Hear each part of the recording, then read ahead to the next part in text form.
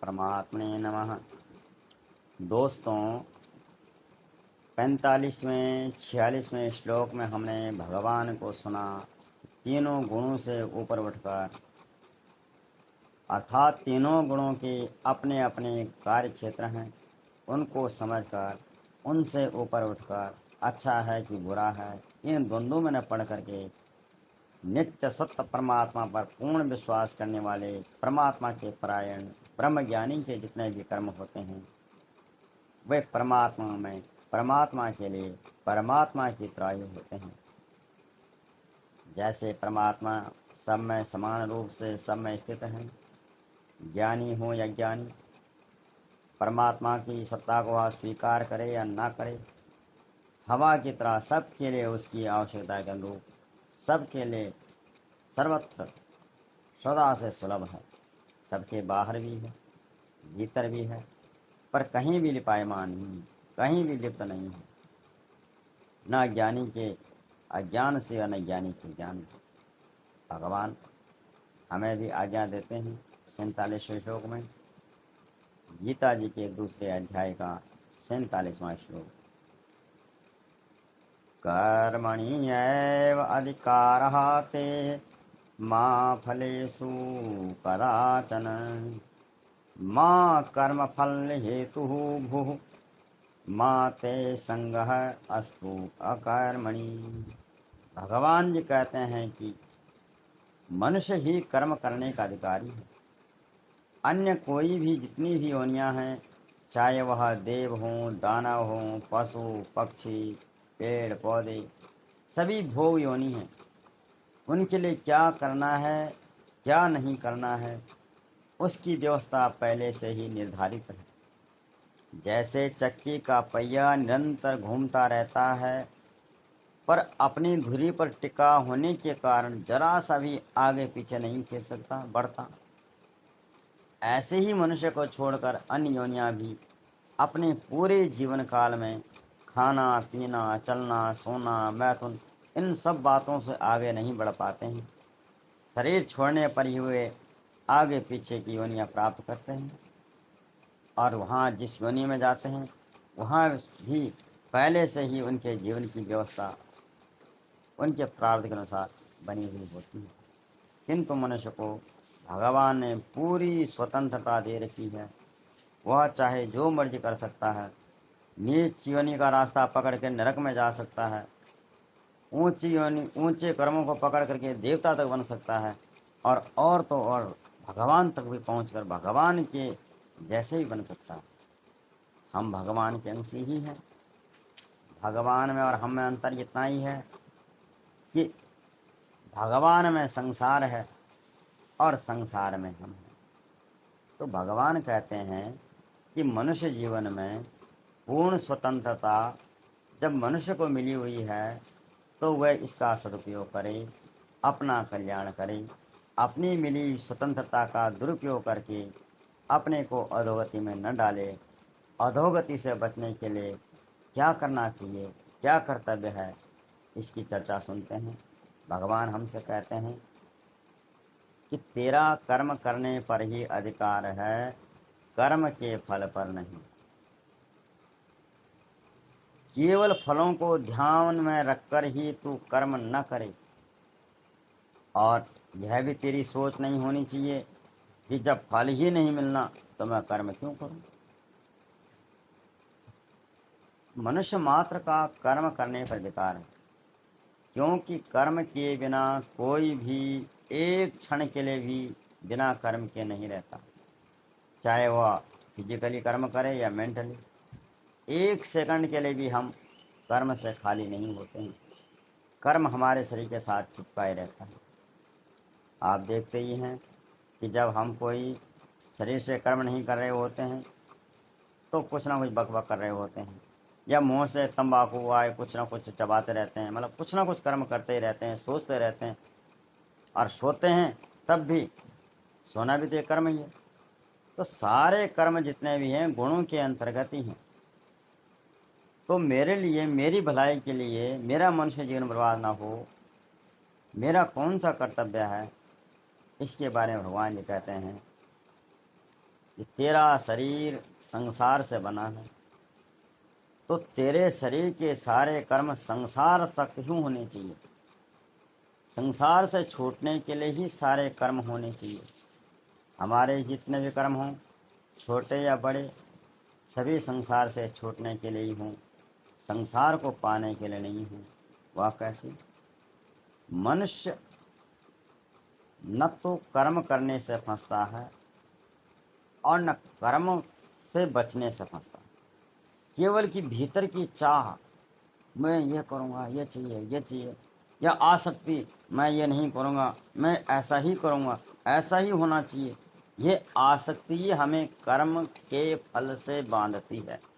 कर्म हमें नहीं बांधता, कर्म का फल ही हमें बांधता है। कर्म फल भोगने के लिए ही हमें जन्म मरण हमारा जो होता है, एक योनि से दूसरी योनि में, या परिस्थिति के रूप में अनुकूल या प्रतिकूल, ये कर्म का फल ही हमें भोगने के लिए बाध्य करता है। जैसे गर्मियों में हमने घर के बाहर पानी के मटके पानी भर कर रखे हैं, और भावना क्या है कि भाई गर्मी है, कोई प्यास आएगा, प्यास पिएगा, उसकी प्यास बुझेगी। अगर इतनी सी भावना रख कर के हमने पानी भर कर रखा, तो यह कर्म तो हमने करा, लेकिन इस कर्म के फल को भोगने के लिए हम बाध्य नहीं हैं। और अगर हम इन्हीं मटकों को चुपके से देखते रहते हैं, कौन पी रहा, कौन नहीं पी रहा, इन पर नज़र रख रहे हैं, तो यह देखना हमारा कर्म बन रहा है। और निश्चित ही हमारे मन में यह बात भी बैठती है कि मैंने पानी का मटका भरा है, मैंने पानी भरा है। तो ये भाव होने से, ये अहंकार होने से, यह भी हमारे एक प्रकार से कर्म ही बन रहा है। फिर कोई पानी को बर्बाद करेगा तो हमारे अंदर थोड़ा सा रोष आएगा। ऐसी कोई पानी को गंदा करने करेगा तो हमें उस पर गुस्सा आएगा। ऐसे कोई कुत्ता आएगा तो हमारे अंदर भाव, अरे यार उस भाव इसको। तो इस तरह से हमें ये कोई ना कोई कर्म हमारा बनता ही जाएगा।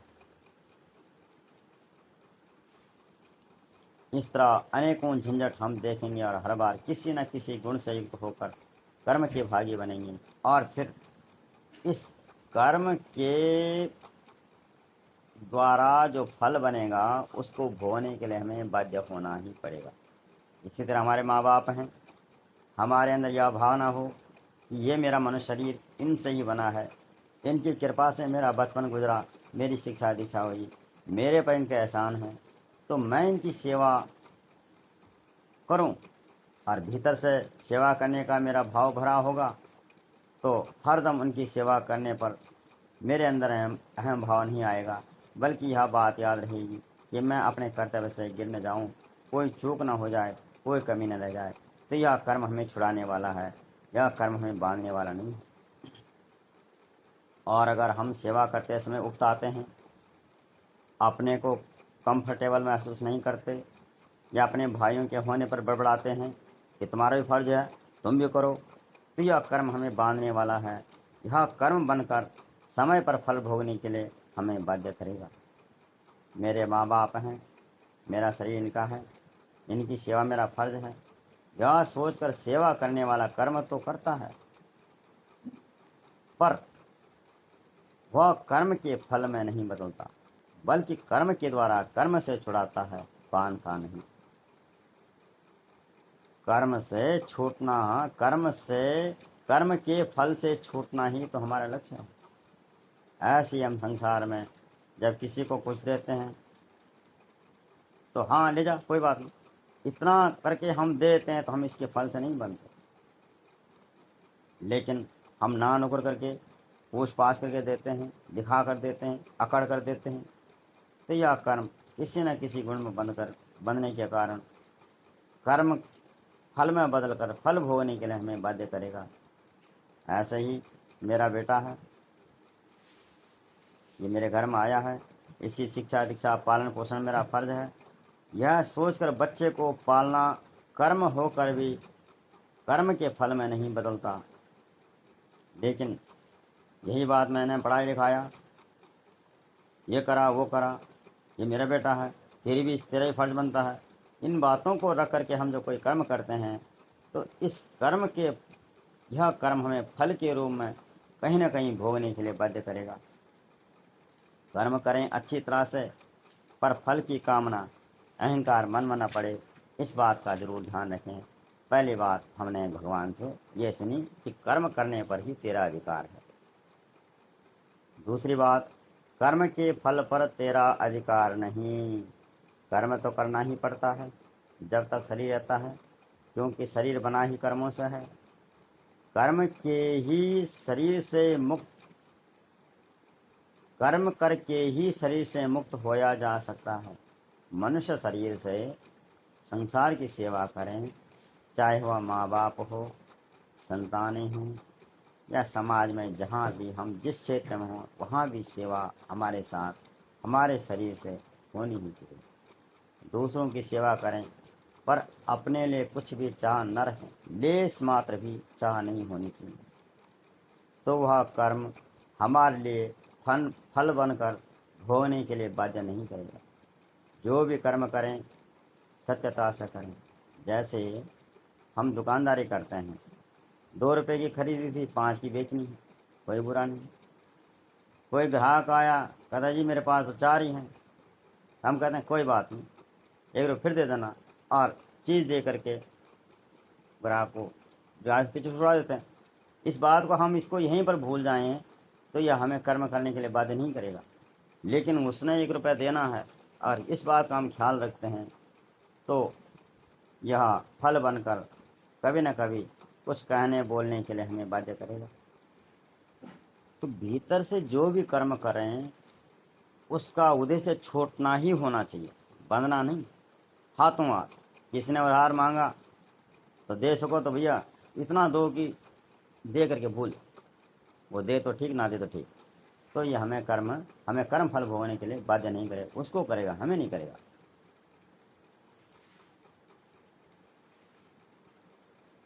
हमारे कर्म ऐसे हों कि वे हमें बाध्य न करें और ना ही हम कर्म करने के लिए बाध्य हों, मजबूर हों।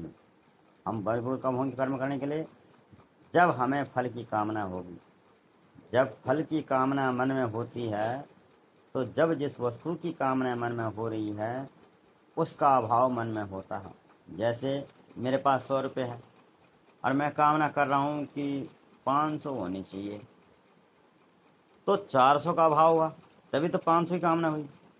और 500 रुपये अगर मुझे मिल गए तो मैं इसका क्या करूं, ये खाऊं कि वो खाऊं, ऐसा करूं कि वैसा करूं। इस तरह 500 का मैं गुलाम बन गया। और अगर वो 500 रुपये मुझे नहीं मिले तो मैं दुखी होता हूँ, अरे यार मिला ही नहीं। इस तरह से मैं उसको सोच मैं दुखी होता हूँ। 500 मुझे मिल गई और मैंने उसको खर्च कर दिए, कुछ अच्छे से खा लिया, अच्छा पी लिया, तो कहता हाँ यार थोड़ा और होते तो और होता। ये कामना फिर से खड़ी हो जाती है। तो ये नियम है कि जिस भी वस्तु की हम कामना करते हैं वह वस्तु हमसे बड़ी नहीं है, पर हम उसके गुलाम उसके नीचे बन जाते हैं, नीचे हो जाते हैं। जैसे कोई वस्तु 10 रुपये की है तो उस वस्तु की कीमत 10 रुपये से ज़्यादा नहीं है, वह वस्तु 10 रुपये से नीचे ही है। ऐसे ही कामना की जाने वाली वस्तु हमसे बड़ी नहीं है, फिर भी हमारा फोकस उस पर रहने से हम उसके नीचे हो जाते हैं। तीसरी बात भगवान ने कही थी, तू कर्म फल का हेतु भी मत बन। तू कर्म कर, अपने कर्तव्य कर्मों को अच्छे से कर, संसार की सेवा कर, पूजा पाठ कर, मंदिर जा, खा पी, पर पाने की कोई कामना मन में न उठे। तेरी पूजा ऐसे ना हो कि कुछ मिले। तू जो भी काम कर रहा है उसमें यह भाव ना हो कि कोई मैं कर रहा हूँ तो मेरी कोई तारीफ करे, मेरा नाम हो, इस तरह कोई भावना मन में ना हो, बल्कि ये मेरा फर्ज है, इसको तो मुझे करना ही है। इतनी बात तक अटका रहे, इससे आगे न बढ़े। मेरा काम था, मैंने कर दिया, बात खत्म। इतने पर कर्म को करने पर भी फल में वह कर्म नहीं बदलता। और अगर यह भाव आ गया कि मैंने किया, उसका भला हो गया, उसको आराम मिल गया, तो यह कर्म जो है फल में बदल करके फल भोगने के लिए हमें बाध्य करेगा। चौथी बात भगवान ने कही, क्या कही? कि कर्म करने में तेरी आसक्ति न हो। कर्म सामने दिख रहा हो और मुँह फेर लूँ। रात खुल गई और मैं पड़ा पड़ा बिस्तर में बैठा हूँ बिना नींद के। कुछ भी ना करने के हज़ारों बहाने हमारे सामने आते हैं। समय पर टाइम पर कोई काम ना करना, अरे फिर कर लेंगे, आए कर लेंगे, बाय कर लेंगे। करने योग्य कर्म को न करना भी एक तरह का कर्म ही है। माँ बीमार है और मैं जानकर भी अनजान बनकर बैठा हूँ चुप, यह भी एक कर्म ही है। यह कर्म भी हमारी भीतरी भावना के आधार पर कर्म फल देकर, कर्म फल बनकर कर्म को भोगने के लिए बाध्य करेगा। हमारे अंदर ये भाव भी नहीं, जब कर्म का फल ही नहीं मिला तो मैं कर्म क्यों करूं, ये भाव भी हमारे अंदर नहीं आना चाहिए। तो हमें अपने कर्तव्य कर्मों से मोह नहीं छुपाना चाहिए। अपने कर्तव्य कर्म समय पर सही समझ के साथ करने चाहिए। धन्यवाद।